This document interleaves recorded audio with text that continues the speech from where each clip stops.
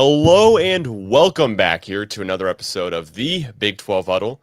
As always, here I'm one of the two co-hosts here in Cal with the CGA Tour, Oklahoma State's podcast here for the Big 12 Huddle Network and the College Huddle Network. And I'm joined here by my co-host frequently, but almost always, Roger Night Bengal, sometimes host of the show. I like it. You just added that in there too. So right on cue. But the UCF affiliate here for the College Huddle and the Big 12 Huddle as well. Roger, how's it going? It's going great, man. Just coming off a big UCF basketball win, so feeling good about that.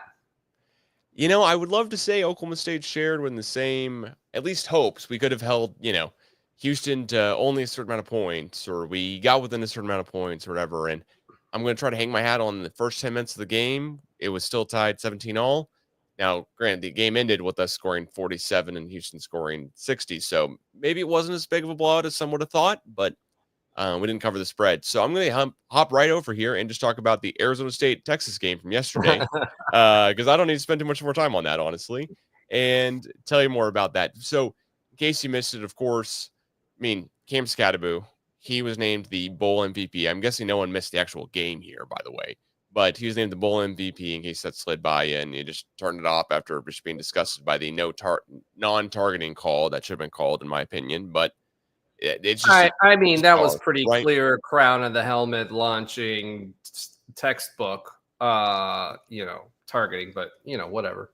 I mean, it's really telling to me when you have not one but multiple ESPN personalities, and ESPN, of course, is the affiliate and has the network with the SEC network, saying multiple times that, hey, an SEC player definitely committed targeting, and no one's really even going on the other side of it. Because there's always that, let's have that first take kind of quota and that debate and back and forth. But every single ESPN guy's like, yeah, this is targeting. This is what it is. Don't know how they didn't call it. The only person I've seen comment against that is just figureheads on X/Twitter. So, or Texas fans. Or Texas fans going, hey, his feet were on the ground. Cool. I don't know how it's not he leapt into him, though. So, whatever. I don't think that changed the game, though, is what I would like to say. Either way, that pass was before the sticks, and if it's called, then all of a sudden they're past the sticks, but Arizona State's kicker isn't the world's greatest, and not that we saw anything contrarily there, but, he made his kicks, but he actually even made one that should have counted, it looks like, from Big 12 rules that bounced off the ground because it was blocked, but I'm not putting that on him. I could keep going here, but I want to ask you this. What did you take away from the Arizona State-Texas game? Does this prove to you, hey, Big 12 can hang with the second best team in the SEC? Well, I'm not necessarily sure that Texas is the second best team in the SEC. So that's the other part of it, because they did make it to the championship, but they may not be the second best. I think that the way that game unfolded, I watched it. I was actually on a shoot, and we watched the ending of it. Texas had plenty of opportunities to win that game. Texas made a lot of noise, and they've got a really, really good team. I think, if anything, what my takeaway from that was, the Big 12 didn't embarrass itself in postseason like some other conferences, namely the ACC, that's supposed to be our quote-unquote peer or whatever, right? So I think it was the best thing that could have happened to the Big 12 on that stage if they were going to take the loss and not take the win, right? I also think it speaks to the quality of the Big 12 because every game, week in and week out, it's a battle, right? Honestly, we should have beat ASU when we played them, right? So if you got a team like ours that was as malfunctioning, had the talent, just was not coached well, etc. If that same team is, struggling with a team like ours, then that tells you the quality of the football that's being played in the Big 12, in my opinion. So I think that, any given Sunday, or Saturday, teams can play. That's why we play the games. But I think by and large, the conference itself acquitted itself pretty well in the postseason. And I think that only bodes well for the Big 12 on a go forward basis. Do agree there for sure. I mean, SMU just looked like they, I don't want to say it just didn't belong 'cause it looks like Penn State's pretty darn good here, but it just did not look like SMU was all that good. And when we're talking about it, and BYU finished with the same amount of regular season, losses that SMU did as well, if you're including that as ACC championship game, of course, here. So yes, SMU played one more game. We'll give them a ton of credit for that one. That's never easy, and they almost won it too against Clemson. But it just Clemson did not look like they could hang with Texas too much, except for the fact that they had the second most amount of yards in a game against Texas this season, only to Arizona State. All the other games that Texas played this year, they did not allow over 300 yards in a game against any other, or 400 yards, excuse me, against any opponent in the SEC, which they allowed one ACC and one Big 12 play just to get the Big 12 more of a record-breaking numbers here. But I'm stunned that the BYU conversation didn't come back around more and more. Of okay, we're gonna have this conversation between should it be SMU, should it be you know Boise State, should they be hosting a game, should Clemson always no matter what get in here and stuff, and yeah, Clemson should get in. They won the ACC championship. I'm not arguing against that. I'm just saying I'm surprised there was not more talk about BYU getting that other chance because there was a lot of talk about Alabama.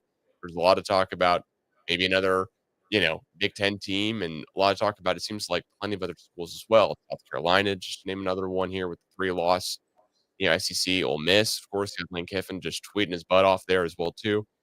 I'm surprised BYU just didn't get more of a mentioning. They weren't the third team mentioned here and one of them. And Well, I surprised, mean, here's the thing yeah. about BYU, right? So, and how we landed with BYU not being in, or it's how they lost and when they lost, right? So that team played really, really well all season long, and kind of stumbled at the end there.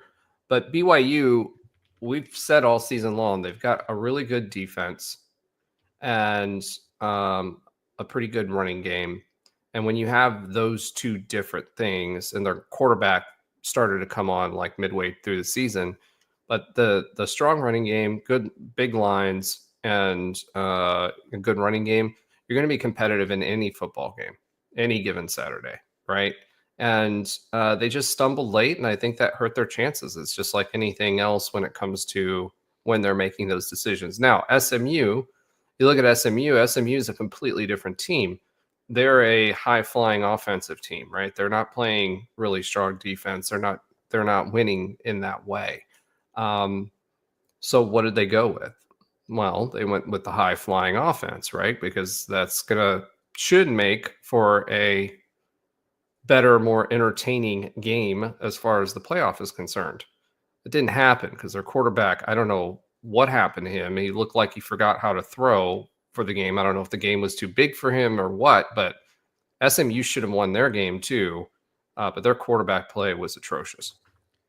Well, yeah, it just seemed like he was so nervous to step up in the pocket. Was just being a shorter quarterback, the SMU guy. He just seemed like he was just more nervous to step up. He just kept stepping back he just kept backing up, and that hurt him enough. And then also the interceptions too.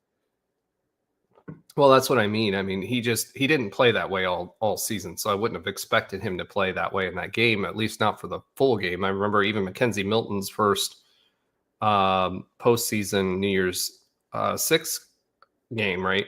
The first half, he was all out of sorts. He was throwing up on the sideline beforehand because he was so nervous, right? But then he settled down in the second half and won the game. You wouldn't expect a team like that and a quarterback like that to kind of fall apart at the seams the way he did. BYU, they've got the defense, they've got the running game. So if your quarterback isn't having a great day, you have the ability still to compete. And if you're looking at it holistically, is BYU the better pick to go? Would they have competed better? Probably. But also, what did the committee have to go on at that time, and what were they looking for? To me, people forget it's still an invitational, and it's still about TV dollars. ESPN is not profitable until the playoff.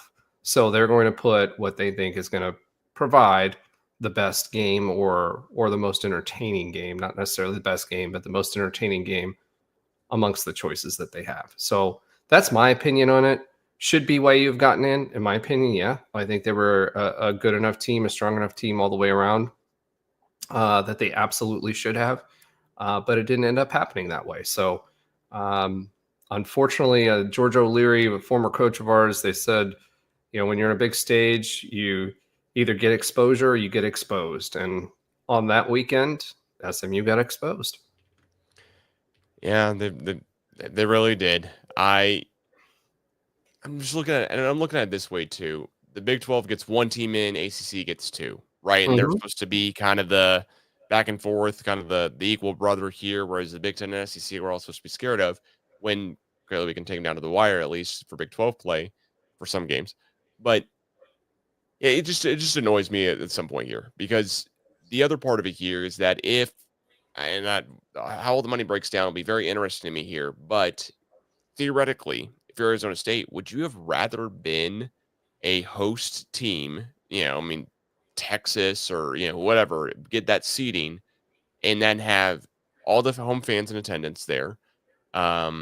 Really just maybe have that little bit of burst or extra kind of motivation or whatever that you needed. And you also probably would have had a better chance of beating a team because you would have played in the very first round with more of an equally paired up, by the numbers wise. Granted, all of that might be blown out of the way here if Georgia loses today and not one of the top four teams will be left. But seeding wise, you'll at least be closer to the team. And, what do you think there? Do you think Arizona State kind of lost out on maybe some possible revenue, but some possible alumni donations just by being there in person and also not having to go all the way to Atlanta and just playing at a home game here? If they could have. I think donations wise, no. Those boosters that are already donating to ASU are going to continue to donate, or maybe donate a little bit more by making it, where they did. In-game revenue and the potential to give the fans that opportunity to play that level of a game at home. Yeah, I think they lost out there.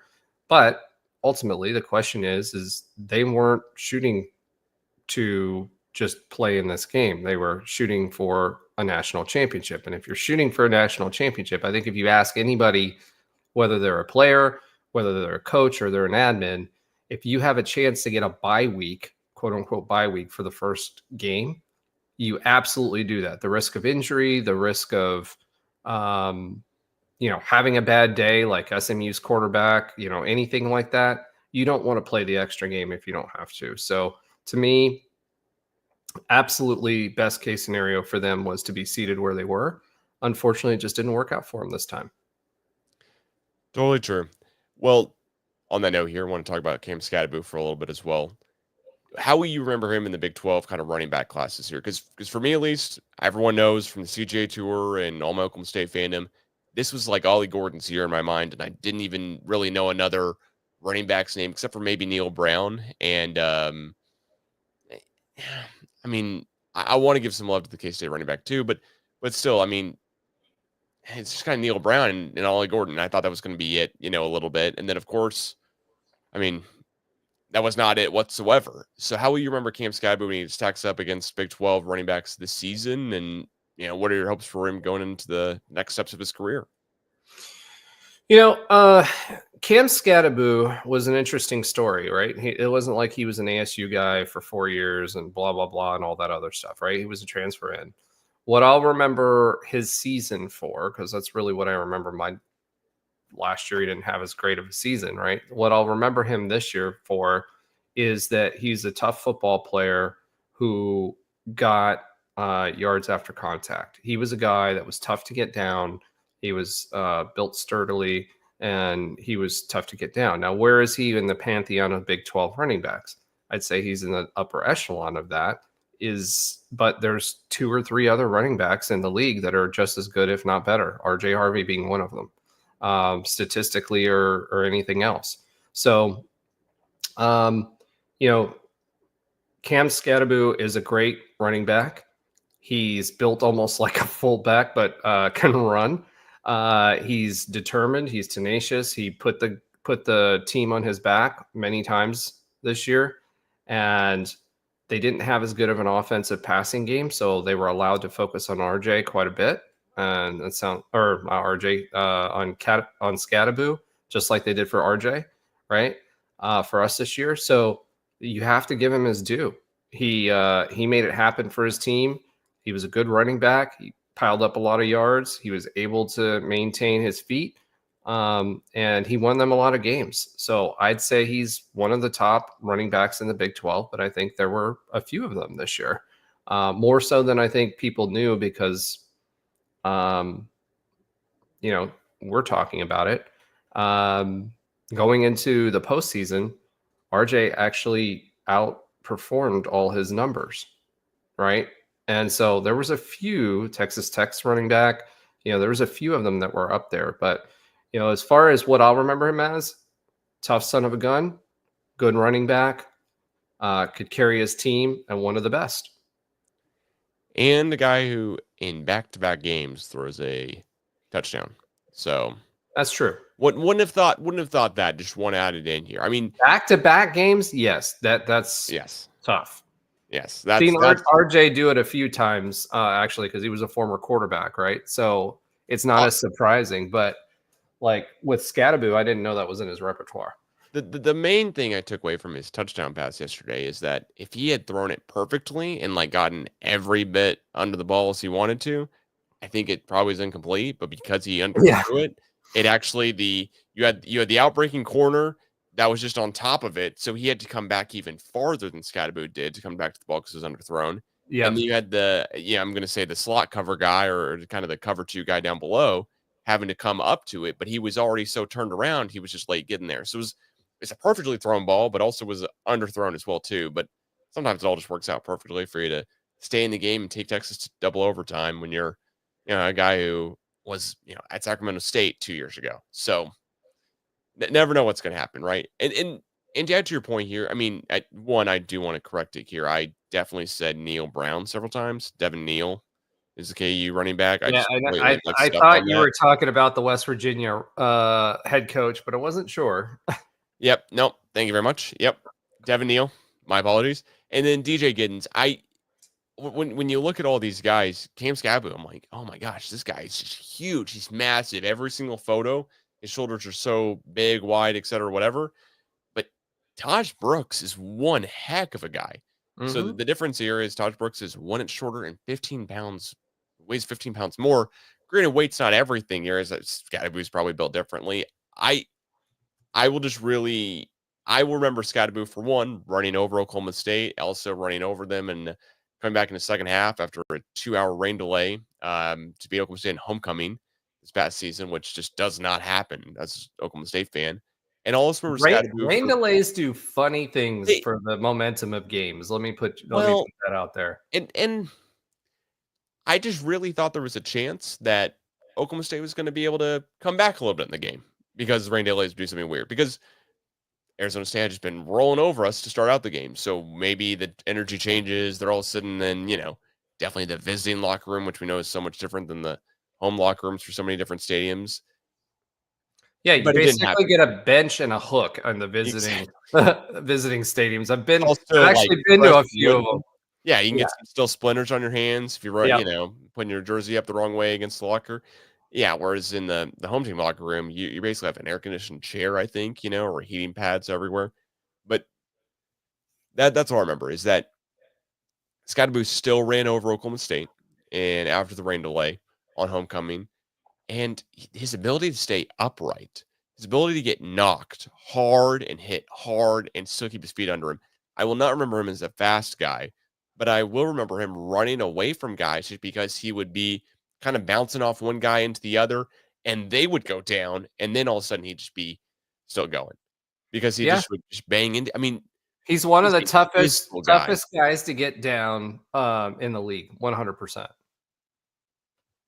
Yeah, and by far and away, very, very impressive. All right, well, now I gotta ask here, of course, about how we would redo the Big 12 college football, or excuse me, the Big 12, of course, college football playoff. Yeah, no, I mean, there's words been said. So, so Arizona State ended the season ranked 12th in the country. from the college football playoff rankings. And then the next Big 12 team you got here is BYU at 17, Iowa State right behind them at 18. Granted, that's after the loss too. So how would you? I think we're both in agreement. We both would put BYU in for them the Big 12 as the next team after Arizona State, right? We wouldn't just Mhm. we wouldn't put Iowa State in. But then, well, let's say we're adding in that other team. Is that other team here Colorado? It get into a fourth, or are we adding Iowa State in over Colorado still Wow. for a third? I guess Uh, I'm trying to redo this whole thing here. that's an interesting question. Colorado had a bad game, their last game, right? So, um, I think if you look at their body of work,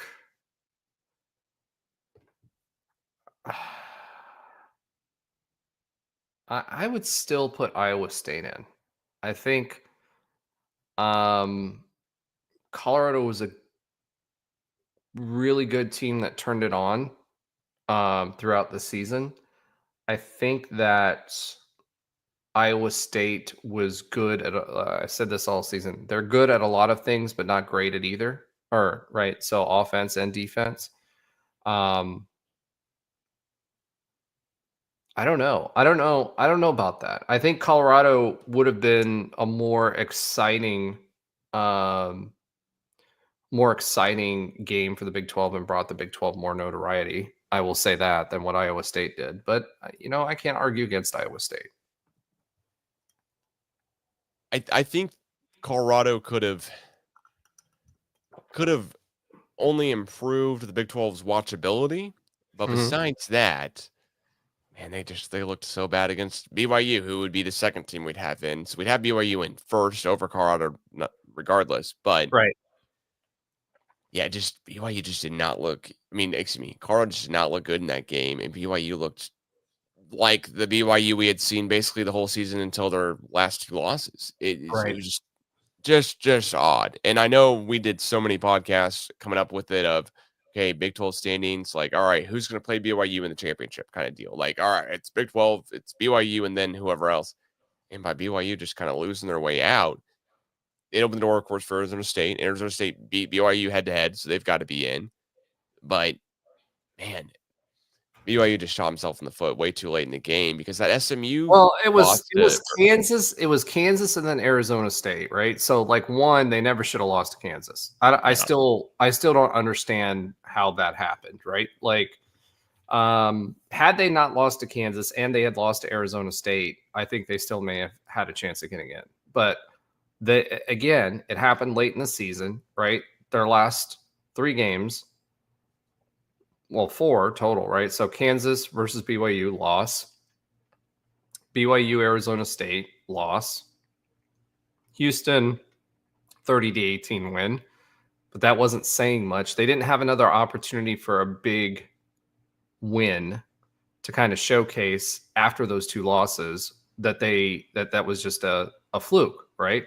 Had that happened, let's say they lost to Kansas like week 2 or week 3 or week 4 or something like that, right? And then they rattle off all these wins and then they lose to Arizona State. We're probably having a different discussion right now, and it sucks. I it's inexplicable to me on the BYU thing with the Kansas game. I can't. Kansas has kind of turned it up a little bit towards the end, but still 17-13 loss to Kansas. 17-13. So Yeah, how do you just not put up more points? I mean, don't know, honestly. this is a KU team that Baylor scores 45 on and out this for the last game of the Exactly. season, and that the week beforehand had beat Iowa State. I get it, like they just knocked down one guy, but KU beats Iowa State, who at the time was ranked 18th. All of a sudden, you're like, hang on a second. All right, everything's heightened. This is no longer a team that we're gonna roll over that has no chance to get into a bowl game. I mean, they'd win out to get to a bowl game, and they didn't beat Baylor, so that's why they didn't. But they had everything on the line playing BYU. All BYU's got to do is be hyped up the entire time. That's a tough one.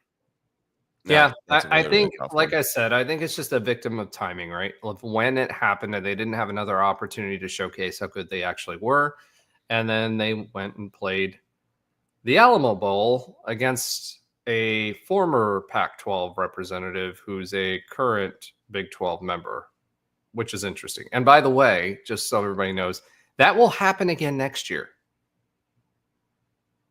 Isn't there isn't there another non-conference version of this happening next year? Yeah, there is. So there's that, and then here's the thing: the bowl agreements that the pack had. The crazy thing is, they signed the bowl agreements with the previous teams that were in the pack, so that they are holding those even though they're in a different conference, they're holding those bowl agreements to they're holding those teams that were in that conference to those bowl agreements. So no matter what, next year will be more of the same. And then after that, then there's more bowl agreements that are out there, and then they have to figure out, okay, is it the actual Pac-12 that we have a relationship with, or where do we go from there and try to get another conference affiliation? You know what I mean? Yeah, I it's honestly bizarre just seeing, okay, we're gonna have a game, but at least in my mind, it's not a Big 12 game that's a rematch. You know, we're seeing in the college football playoffs. So, Ohio State plays Oregon. It's so hard to beat one team twice. Yeah, I mean, of course Oregon wasn't going to beat Ohio State after watching the game last night. It's like, duh. Ohio State figured out exactly what they need to do, and Oregon probably learned, hey, we are good enough to beat Ohio State. But I mean, it's you can correct your mistakes a lot better than you can improve on your victories. I would say that that BYU Colorado game was bizarre, but the reason I feel great about Iowa State being in here in this is the third ranked team here and redoing this whole deal is they started out against Miami. Granted, no Cam Ward in the second half, beaten by one, willing to have a lot of Oh, do you really want to talk sort of about Cam Ward in the second half and how he sat out because his NIL deal was only for one half of football? keep it coming. I no none of the Ryan Russillo and Bill Simmons and ESPN Mark Schlereth and Todd McShays or whatever have this info. What's going on here? Yeah, so supposedly Cam Ward, and there was a bunch of weird stuff going on with Cam Ward anyway about him playing, not playing, all that kind of stuff. But supposedly his NIL agreement only required him to play one half of football. So he played the one half of football so he could collect on it. And I'm guessing that's something Miami boosters or the collective or whatever is going to be there at Miami. They will correct that. But he was only required to play one half of football, and so he sat out. I also gotta say I think it makes it worse because it's the Pop-Tarts Bowl. It's a more notable bowl game. I mean, if it would have been the 68 Ventures Bowl. Okay. That's so funny that you said that. I mean, when would we ever say the Pop-Tarts Bowl is the notable bowl game? But they've done such a good job marketing the Pop-Tarts Bowl. It was awesome. I mean, I don't know if you watched.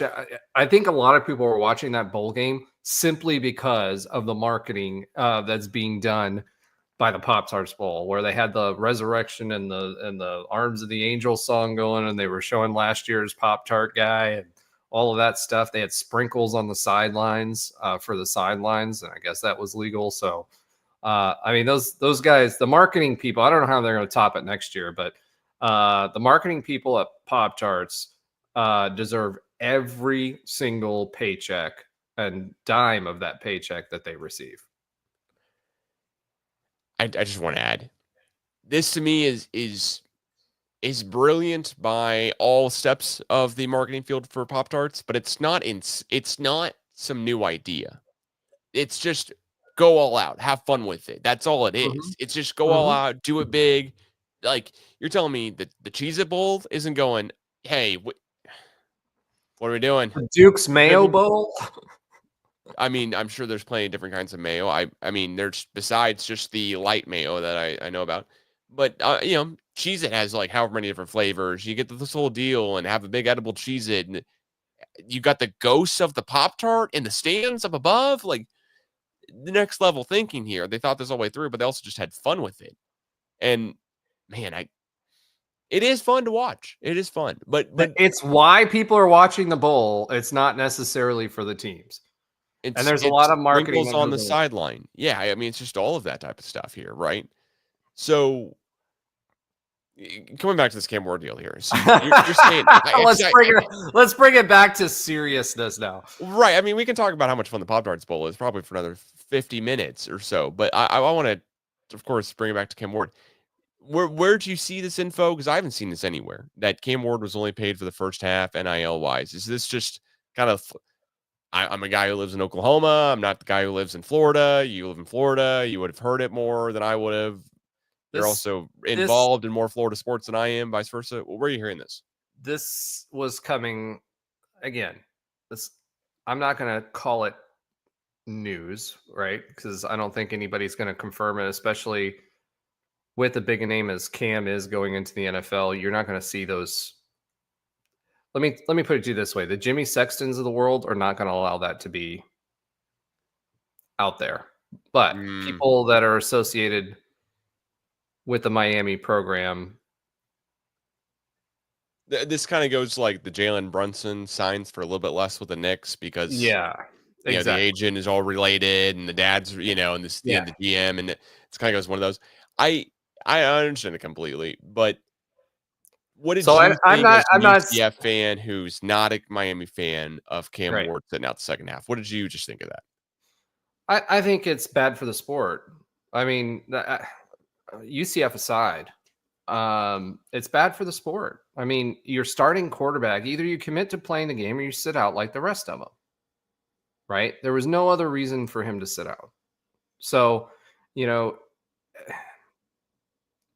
this is what you get with professional sports. It's just like I don't know if you remember back in the NFL, there was all of this when people started resting their teams before the playoffs when they'd already clinched, and there was all this stuff. Okay, Peyton Manning's sitting this game and not playing, right? There was all this back and forth for like 3 or 4 years of, and now it's just accepted. I don't think it should be accepted in college football. I'm sorry. And, if you're going to commit to a game, then you play the game unless you're injured or something else happens, right? It's a sign of the times. Let's just put it that way. And I don't think it's good for college football. Let's hope. You had there for a while where people were sitting out for bowl games, right? Because they had NFL aspirations. Well, now people forget that only about 0.5% of all or less of all D1 football players make it to the NFL. And so the contracts are where they are right now. They're making more than what the league minimum is.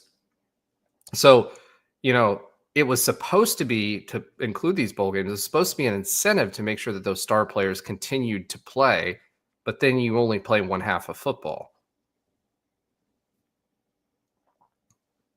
We didn't get to watch what that game should have been, because Miami was playing well with Cam Ward. I mean, did we watch the football game we expected if someone as important as Cam Ward to that team actually didn't play? What if that happened at UCF? What if that happened anywhere else? I'd be peeved as a fan of that team. But more importantly, it's a sign of the times for this NIL nonsense and college football, and I don't think it's a good thing. Yeah, when you look at the box score just alone, I mean, you can see that I wouldn't say the complete drop off here, but Iowa State scores 21 in the first quarter, has some things go their way that definitely are more exciting than not. But then they score a combined 21 points the rest of the game, of course, it's 42. Whereas Miami, they have continuous scoring in the first half. They have 2 touchdowns first quarter, 3 scores, but 17 points the second quarter, and then they score 10 points the rest of the game.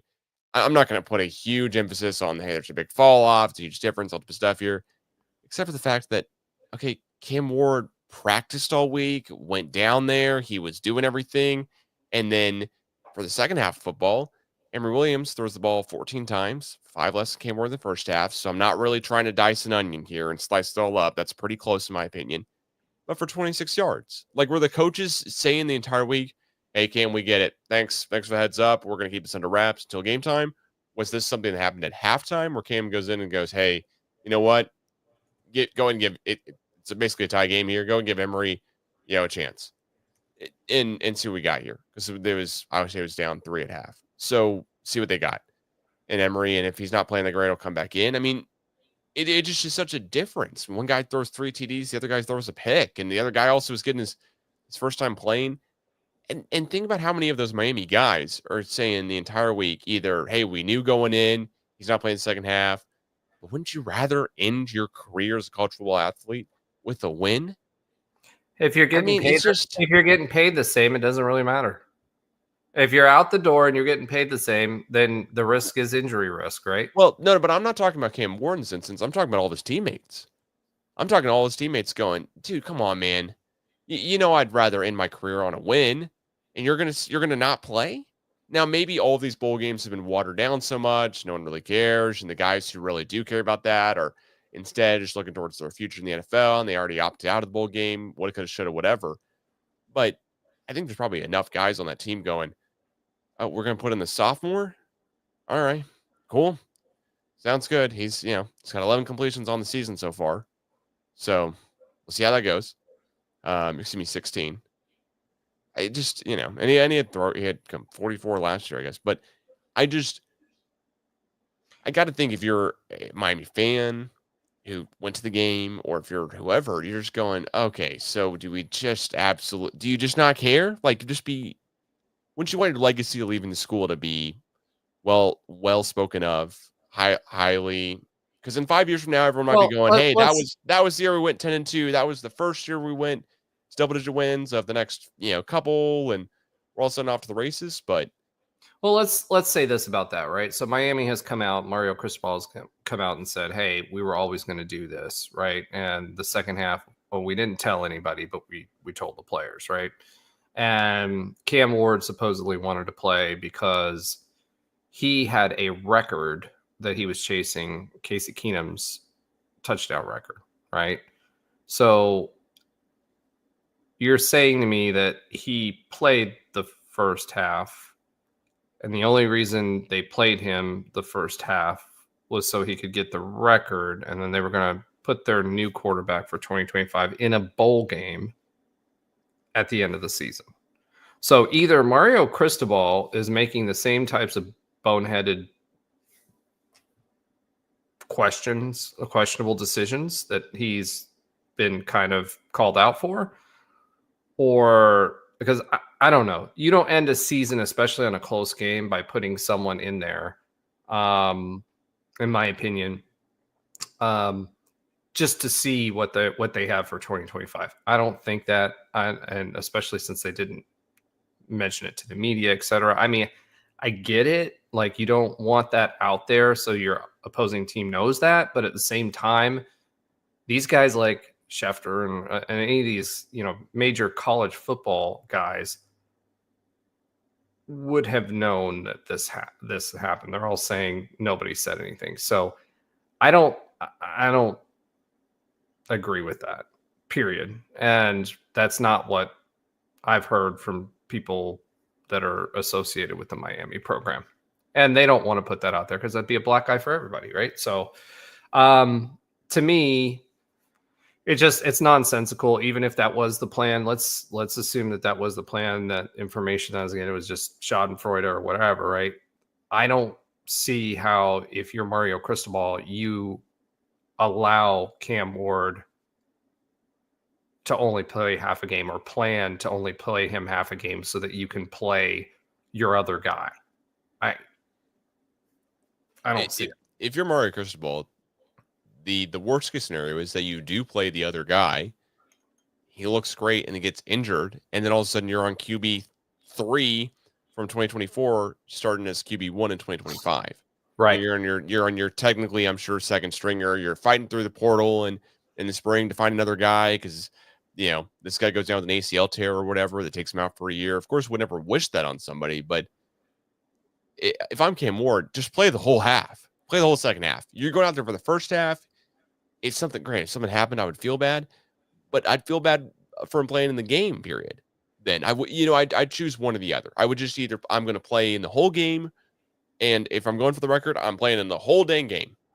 Like if I'm Ashton Genty and all of a sudden Boise State's down by a lot and he just got close to the record, well, is all of a sudden he going, hey, you know what? I got the record. I really don't want to get injured before the draft now. I'm going to sit out the whole fourth quarter because I got the record, but we're down by a ton. I don't want to get, single season rushing record. That's what I was here for. No, he's going to play the whole dang game, and we're not going to hear anything about it. Right. And it just seems like, okay, all right. And then, you know what? Travis Hunter, Shedeur Sanders, they get a lot of crap. They went out there, they played the whole game for Carter versus BYU, and it didn't look good. So. Yeah, I mean, I will say this: Drake May, Caleb Williams, Jaden Daniels, they all opted out, right? So opt out completely. I'm good with that too. On the other hand of it, on the other side, don't take 9 practices from the next starting quarterback, because that's what it was. It's 9 practices where he gets QB1 reps versus you getting 9 practices. Well, not only that, but I mean, just being in rhythm as a quarterback in a game, right? Like you got a kid coming in and you're letting him out there play, and he's completely cold. He's not. It just reeks to me. And again, I don't want to report anything officially, but that's kind of what I've heard. So that was the real reason, is the NIL situation there only covered him for the first half. And I'm sure he had motivation to break the record too. I mean, I'm sure there's some truth in that, but I just don't see it. If Cristobal had a choice to play him in the second half, I don't see him making that decision.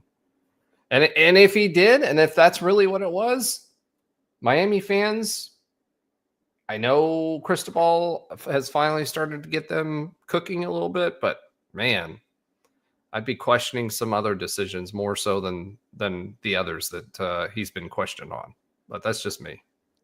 Well, that's fair enough. That's from one UCF fan to all the Miami fans, and Big 12 fans to the ACC fans, and Big 12 huddle fans to the ACC huddle fans. Oh, wait, we need the ACC huddle to actually come back so we can have this whole debate with them. But until that happens here, Roger, thanks so much for joining here as co-hosting this last episode here of the Big 12 Huddle for this week at least. We'll be back next week with another episode. I'm Cal from the CGA Tour, Oklahoma State's affiliate of the Big 12 Huddle and the College Huddle. You just listened to Roger and I here at Night Bengal on X talk about the cultural playoffs and how Arizona State got screwed, but maybe not, and how we'd redo the cultural playoffs for next year as well. Thanks so much for listening, tuning in, commenting below as well too, and we'll catch you guys again soon.